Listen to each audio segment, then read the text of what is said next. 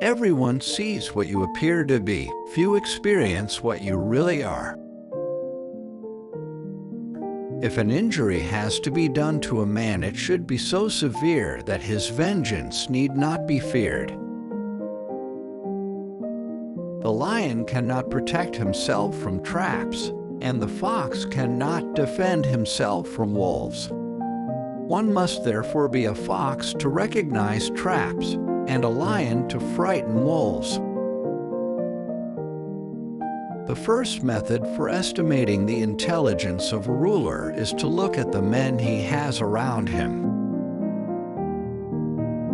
There is no other way to guard yourself against flattery than by making men understand that telling you the truth will not offend you. Never was anything great achieved without danger. Never attempt to win by force what can be won by deception.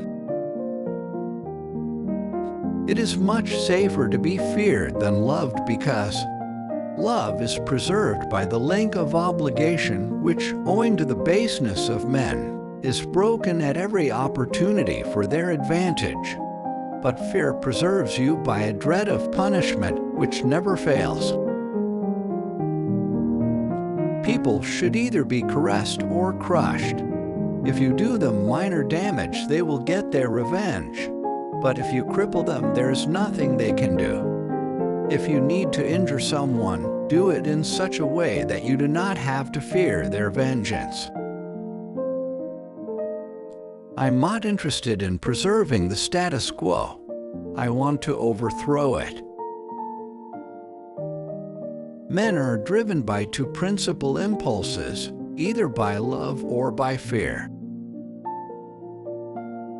Because there are three classes of intellects: one which comprehends by itself, another which appreciates what others comprehend, and a third which neither comprehends by itself nor by the showing of others.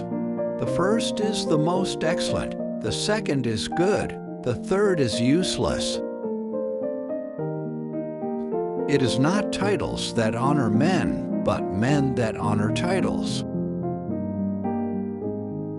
How we live is so different from how we ought to live that he who studies what ought to be done rather than what is done will learn the way to his downfall rather than to his preservation.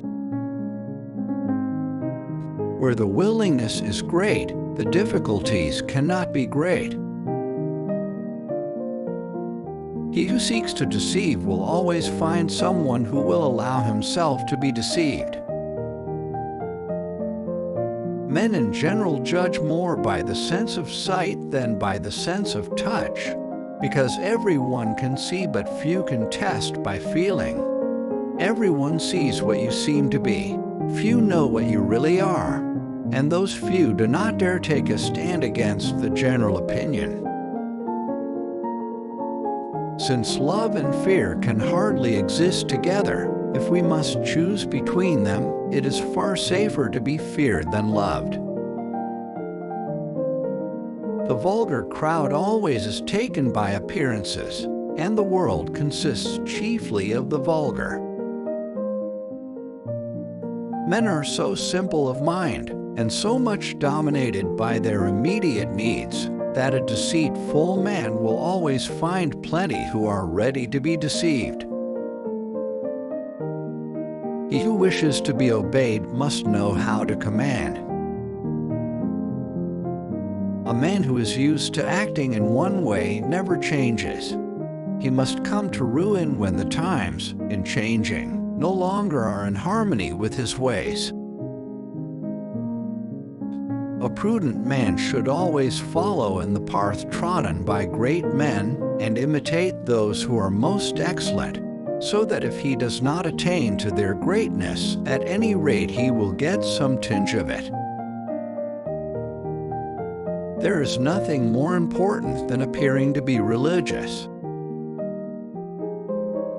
Whosoever desires constant success must change his conduct with the times. Of mankind, we may say in general they are fickle, hypocritical, and greedy of gain. And here comes in the question whether it is better to be loved rather than feared, or feared rather than loved. It might perhaps be answered that we should wish to be both.